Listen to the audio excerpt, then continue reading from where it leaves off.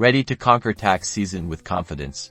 Let's jump right into this step-by-step guide on using H&R Block tax software to file your taxes with ease. First, download and install the H&R Block software from their official website and create an account. Once you're logged in, begin a new tax return and navigate through the interview process. H&R Block guides you through each section with simple questions. Start by selecting your filing status, such as single, married, filing jointly, or head of household.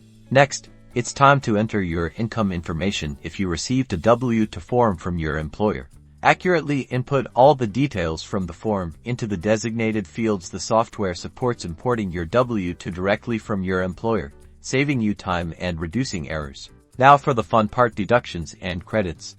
The software will prompt you with common deductions like student loan interest, medical expenses, and charitable donations. Answer honestly, and H&R Block will identify potential tax breaks. Explore all deduction options to maximize your refund. Before filing, carefully review your return for any errors or omissions. The software will highlight any areas needing your attention. Take your time to make sure everything is accurate. Finally, choose your filing method. E-filing is the fastest and most secure way to submit your return to the IRS. Follow the on-screen instructions to transmit your return electronically.